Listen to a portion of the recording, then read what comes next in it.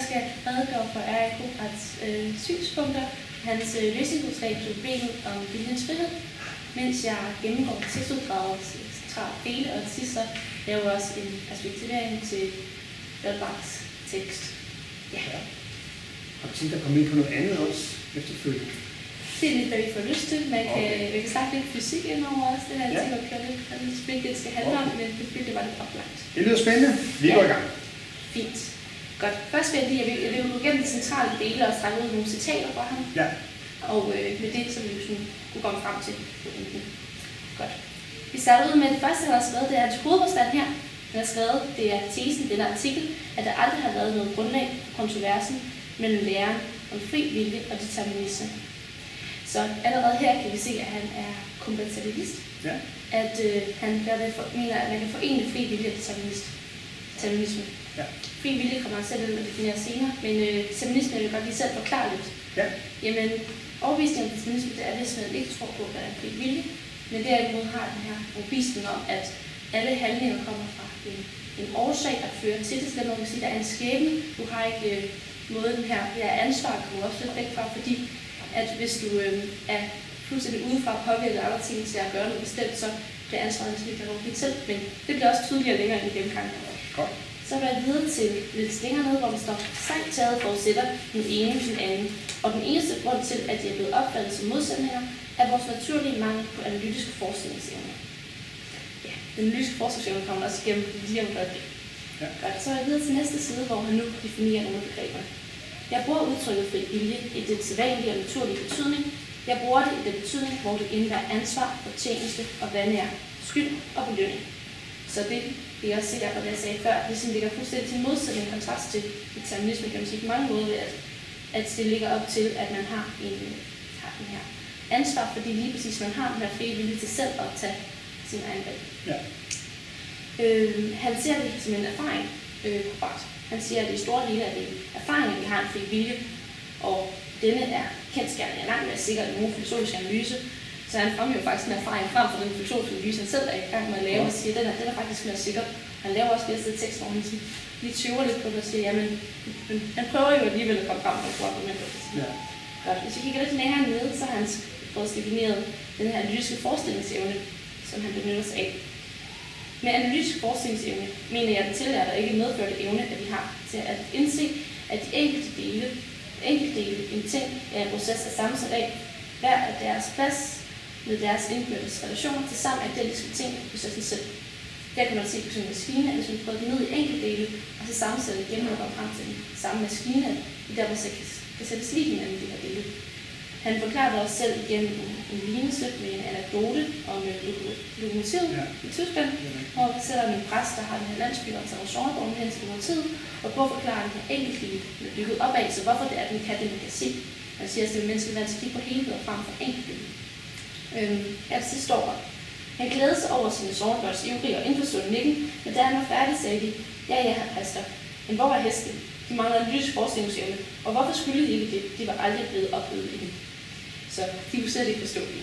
De kunne forstå den her helhed. Altså, så var en hest, den ved de, hvad at gøre. Det ville give mening i den trække, så kunne de forstå det med tiden. Men de kunne ligesom heller ikke forstå hestens anatomi. De kan ikke forstå de ting, der ligger tilbage for det, vi ser fysisk. Så kommer der også et sidst lidt mere med en uddybende forklaring af hans hovedpointe og hovedpåstand, at grunden til at være overbevist om, at kontroversen mellem fri vilje og determinisme er uden grundlag, viser helt og holdent gennem en analyse af de termer, som anvendes.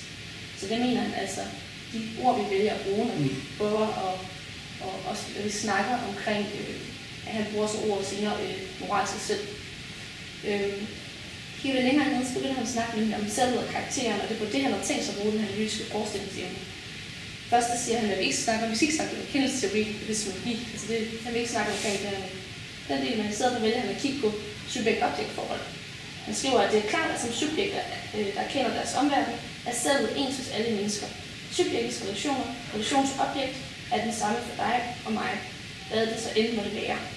Ja, det er jeg ikke selv særlig enig med, og ved også, at man aldrig ikke vil være. Det kan for eksempel, han har jo den her illusionsargument, at sanserne kan bedrage, og derfor ikke se, at alle mennesker har samme relation til politik. Vi kan jo ikke være inde i hinandens brud, vi ved ikke om de ser farven hvid på samme måde, som jeg gør, for eksempel. Ja, præcis. Det kan vi vende tilbage til senere, ikke? Det kunne vi sagtens. Ja. Så begynder han at snakke om det moralske selv, og det er her, det begynder at reagere sig fra.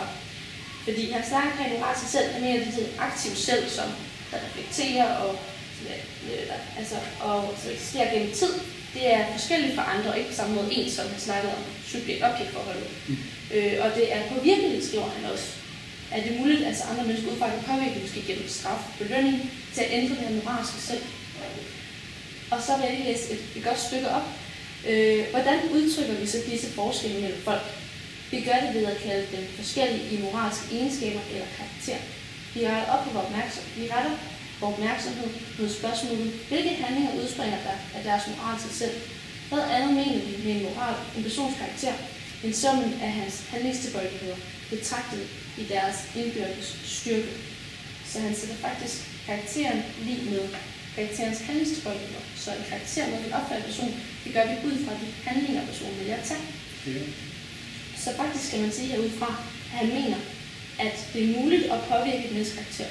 Og karakteren ses jo i handlingstilbøjeligheden, så den måde kan vi faktisk påvirke et menneskes handlinger. Ja. Og så hernede så skriver han så også, at betragte selv et spil, som forårsaget af noget, vil det være deterministisk. Så faktisk det, at et menneske er muligt at påvirke, at det forårsaget af noget, hvad den vælger at gøre som handling, det er en deterministisk opfattelse. Hvis man laver en lille syllogisme, så vil det faktisk være sådan muligt at lave sig i den her sammenhæng.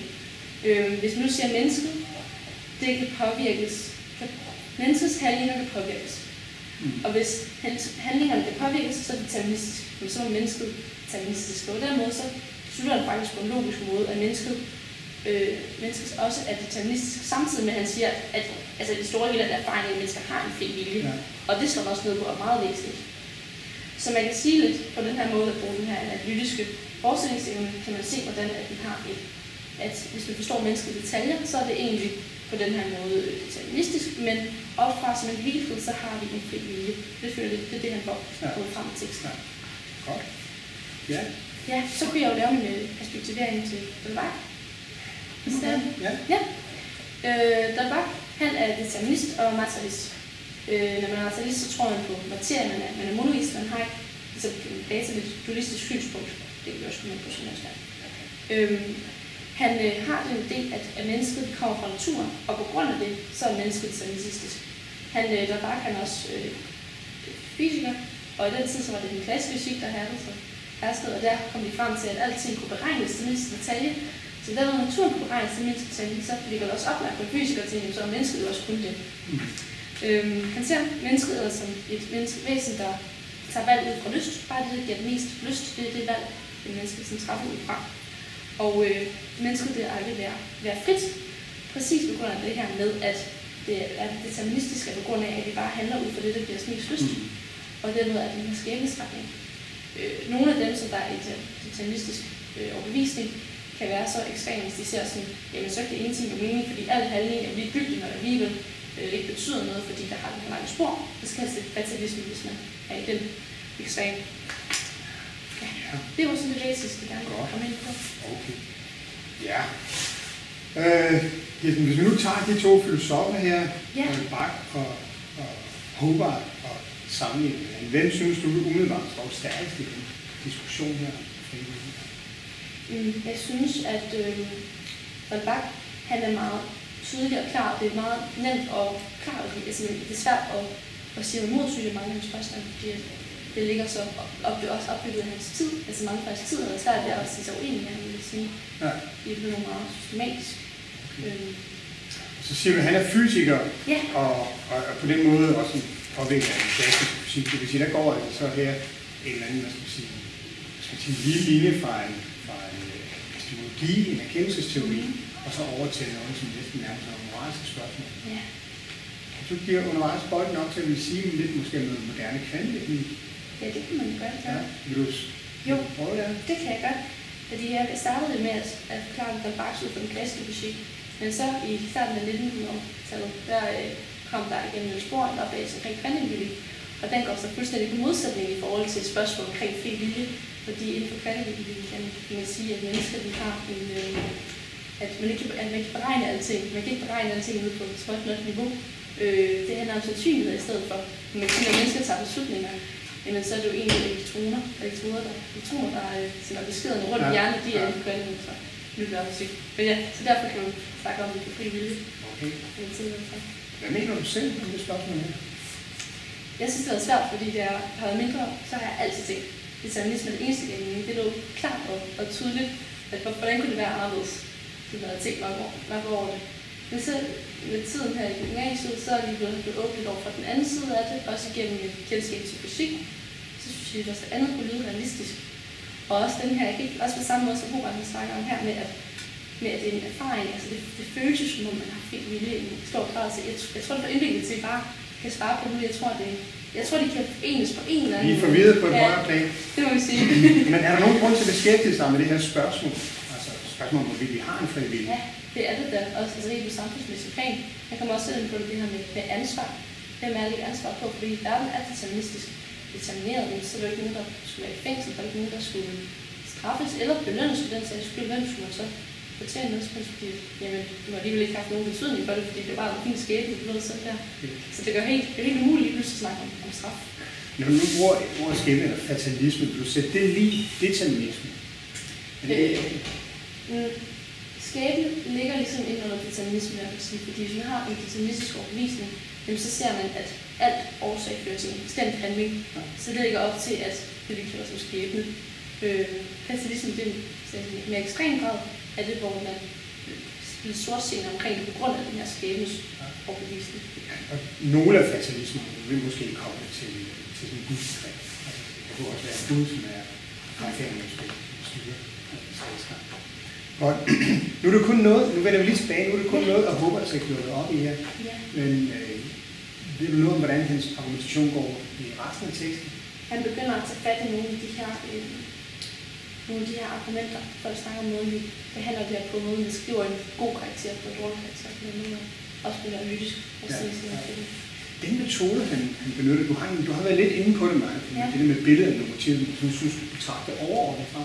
Hvad er det for en metode, han tager i brug som filosof? Ja, det er noget, der er noget omkring.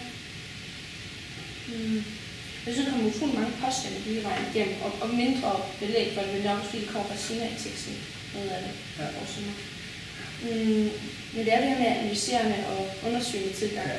Hvad er det, han analyserer?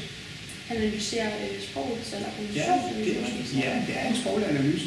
Hvad er hans strategi i forbindelse med, og hvad skal man sige, der påstår, at der ikke er en uoverensstemmelse med determinisme, og så forestiller man, at vi har en fri vilje?